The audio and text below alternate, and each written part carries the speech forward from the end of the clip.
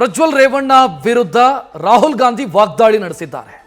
ಪ್ರಜ್ವಲ್ ರೇವಣ್ಣ 400ಕ್ಕೂ ಅಧಿಕ ಮಹಿಳೆಯರನ್ನ ಅತ್ಯಾಚಾರ ಮಾಡಿದ್ದಾರೆ. ಆ ಅತ್ಯಾಚಾರವನ್ನ ವಿಡಿಯೋ ಮಾಡಿ ಇಟ್ಕೊಂಡಿದ್ದಾರೆ. ಇದು ಲೈಂಗಿಕ ಹಗರಣ ಅಲ್ಲ, ಇದು ಮಾಸ್ ರೇಪ್, ಇದು ಅಂದ್ರೆ ಸಾಮೂಹಿಕ ಅತ್ಯಾಚಾರ ಇದು ಅಂತ ರಾಹುಲ್ ಗಾಂಧಿ ಕಿಡಿಕಾರಿದ್ದಾರೆ. ಶಿವಮೊಗ್ಗದಲ್ಲಿ ಪ್ರಜ್ವಲ್ ರೇವಣ್ಣ ವಿರುದ್ಧ ವಾಗ್ದಾಳಿ ಮಾಡಿದ್ದಾರೆ. ವೇದಿಕೆಯ ಮೇಲೆ ಪ್ರಧಾನಿ ರೇಪಿಸ್ಟ್ ಅನ್ನ ಸಮರ್ಥಿಸಿಕೊಂಡಿದ್ದಾರೆ. ಪ್ರಜ್ವಲ್ ರೇವಣ್ಣಗೆ ವೋಟ್ ಹಾಕಿ ಅಂತ ಪ್ರಧಾನಿ ನರೇಂದ್ರ ಮೋದಿ ಕೇಳಿದ್ದಾರೆ ಅಂತ ರಾಹುಲ್ ಗಾಂಧಿ ಶಿವಮೊಗ್ಗದಲ್ಲಿ ವಾಗ್ದಾಳಿ ನಡೆಸಿದ್ದಾರೆ. प्रज्वल रवन्ना 400 महिलाओं का रेप करता है। प्रज्वल रवन्ना 400 महिलाओं का रेप करता है, वीडियो बनाता है। ಪ್ರಜ್ವಲ್ ರೇವಣ್ಣ ಅವರು ಸುಮಾರು 400 ಜನ ಹೆಣ್ಮಕ್ಕಳ ಜೊತೆಗೆ ನೋಡಿರ್ತಕ್ಕಂಥದ್ದು ಇಡೀ ದೇಶಕ್ಕೆ ಗೊತ್ತಿದೆ, ನೀವೆಲ್ಲ ನೋಡಿದಿರಿ. ये सेक्स स्कैंडल नहीं है, इसको मैस रेप कहा जाता है। ಇದು ಒಂದು ಸೆಕ್ಸ್ ಸ್ಕ್ಯಾಂಡಲ್ ಇಲ್ಲ, ಇದನ್ನ ಒಂದು ಮಾಸ್ ರೇಪ್ ಅಂತ ಹೇಳ್ಬಿಟ್ಟು ತಿಳಿಬೇಕಾಗುತ್ತದೆ. और स्टेज में कर्नाटका के सामने प्रधानमंत्री मैस रेपिस्ट का समर्थन कर रहे हैं। वो कर्नाटका को कह रहे हैं कि अगर आपने इस रेपिस्ट को वोट दिया तो मेरी मदद होगी।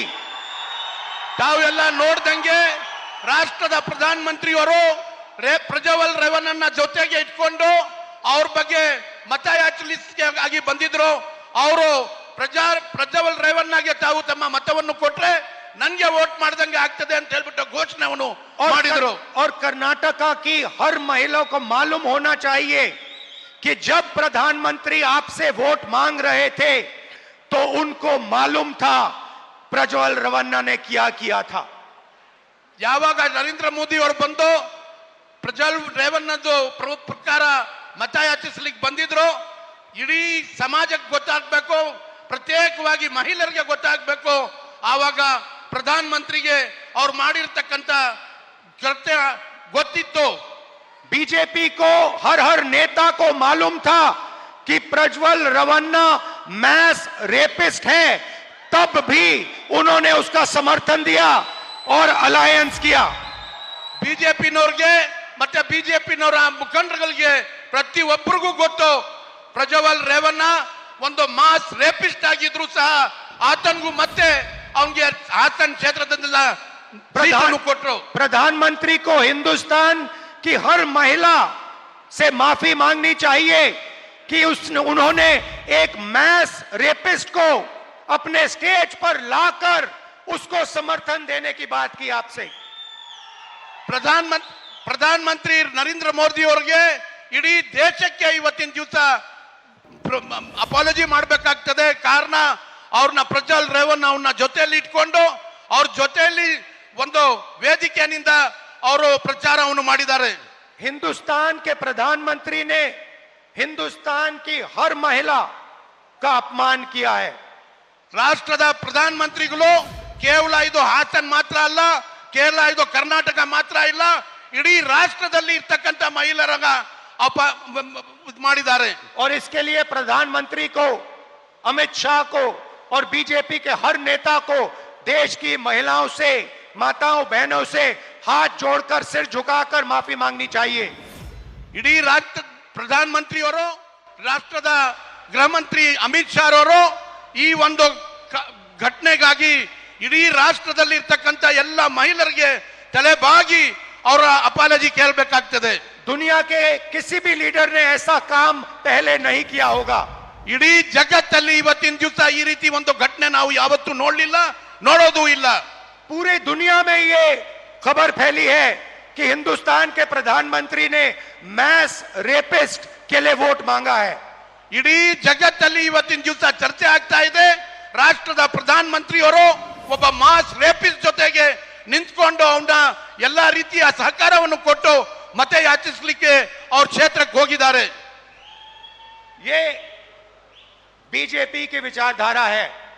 ಇದೇ ಬಿಜೆಪಿನವ್ರದ್ದು ವಿಚಾರಧಾರಾ ಇದೆ. अलायंस की जरूरत थी, सत्ता चाहते हैं तो कुछ भी करने को तैयार है। ಅವರು ಗೆಲ್ಲಬೇಕು ಅಂತ ಹೇಳಿ ಅಲೈನ್ಸ್ ಮಾಡಿಕೊಂಡು ರಾಷ್ಟ್ರದಲ್ಲಿ ಇರ್ತಕ್ಕಂಥ ಅಧಿಕಾರವನ್ನು ಪಡೆಯೋದಕ್ಕಾಗಿ ಏನ್ ಮಾಡ್ಲಿಕ್ಕೂ ತಯಾರಾಗಿದ್ದಾರೆ. आप सोचिए, हिंदुस्तान का प्रधानमंत्री पूरी दुनिया के सामने मैस रेपिस्ट के लिए वोट मांग रहा है.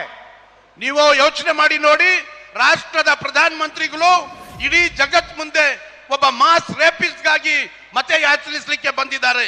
सत्ता के लिए कुछ भी कर सकते हैं. ಅಧಿಕಾರಕ್ಕಾಗಿ ಏನ್ ಮಾಡ್ಲಿಕ್ಕೂ ತಯಾರಾಗಿದ್ದಾರೆ. ರಾಹುಲ್ ಗಾಂಧಿ ಅಪರೂಪಕ್ಕನ್ನುವಂತೆ ಇವತ್ತು ಬಹಳ ಅಗ್ರೆಸಿವ್ ಆಗಿ ಚೆನ್ನಾಗೇ ಮಾತನಾಡಿದರು. ಆದರೆ ಅವ್ರು ಮಾಡಿದಂಥ ಭಾಷಣವನ್ನು ಹಾಳು ಮಾಡಿದ್ದು ಯಾರು ಅಂತಂದರೆ ಅಲ್ಲಿದ್ದಂಥ ಅನುವಾದಕರು ಯಾರು. ರಾಹುಲ್ ಗಾಂಧಿ ಏನೋ ಹೇಳ್ತಾರೆ, ಇವರು ಇನ್ನೇನೋ ಭಾಷಣವನ್ನು ಅನುವಾದ ಮಾಡುವಂಥ ಕೆಲಸವನ್ನು ಮಾಡಿದ್ದಾರೆ. ಒಂದಂತೂ ಸ್ಪಷ್ಟ, ರಾಹುಲ್ ಗಾಂಧಿ ಇದನ್ನು ಅಸ್ತ್ರವಾಗಿ ಬಳಸ್ಕೊಂಡಿದ್ದಾರೆ. ಮತ್ತು ಅವರು ಮಾತನಾಡಿರುವಂಥ ವಿಚಾರ ಏನಿದೆ, ಜನರಿಗೆ ರೀಚ್ ಆಗಬೇಕಿತ್ತು. ಕಾಂಗ್ರೆಸ್ನವರು ಮೊದಲು ಮಾಡಬೇಕಾದಂಥ ಕೆಲಸ ಏನು ಅಂತಂದರೆ, ರಾಹುಲ್ ಗಾಂಧಿಯವರು ಆಗಮಿಸೋ ಸಂದರ್ಭದಲ್ಲಿ ಒಂದು ನೆಟ್ಟಗೆ ಅನುವಾದಕರನ್ನು ನೇಮಕ ಮಾಡೋದು. ಇವತ್ತು ರಾಹುಲ್ ಗಾಂಧಿ ಮಾಡಿದಂಥ ಭಾಷಣ ನೋಡಿದ್ರಿ, ಅದರ ಅನುವಾದವನ್ನು ಕೂಡ ನೀವು ಗಮನಿಸಿದ್ರಿ. ರಾಹುಲ್ ಗಾಂಧಿ ಏನೋ ಮಾತನಾಡಿದರೆ ಅನುವಾದಕ್ಕೆ ಇನ್ನೇನೋ ಮಾತನಾಡ್ತಾರೆ. ಅಲ್ಲಿಗೆ ರಾಹುಲ್ ಗಾಂಧಿ ಜನರನ್ನ ಏನು ರೀಚ್ ಆಗಬೇಕಿತ್ತೋ ಅದು ರೀಚೇ ಆಗಲಿಲ್ಲ ಅನ್ನೋದು ಗೊತ್ತಾಗ್ತಾ ಇದೆ. ಒಂದಂತೂ ಸ್ಪಷ್ಟ, ಪ್ರಜ್ವಲ್ ರೇವಣ್ಣ ಕೇಸನ್ನು ಕಾಂಗ್ರೆಸ್ ಅಸ್ತ್ರವಾಗಿ ಬಳಸ್ತಾ ಇದೆ. ಮೊನ್ನೆ ಪ್ರಿಯಾಂಕಾ ವಾದ್ರಾ ಇದೇ ವಿಚಾರವನ್ನು ಪ್ರಸ್ತಾಪ ಮಾಡಿದರು. ಇವತ್ತು ಅವರ ಸಹೋದರ ರಾಹುಲ್ ಗಾಂಧಿ ಇದೇ ವಿಚಾರವನ್ನು ಪ್ರಸ್ತಾಪ ಮಾಡಿ ಬಿಜೆಪಿ ವಿರುದ್ಧ ವಾಗ್ದಾಳಿಯನ್ನು ನಡೆಸಿದ್ದಾರೆ. ನ್ಯೂಸ್ ಫಸ್ಟ್ ನಿರ್ಭೀತಿಯಿಂದ ನಿಮ್ಮ ಪರವಾಗಿ.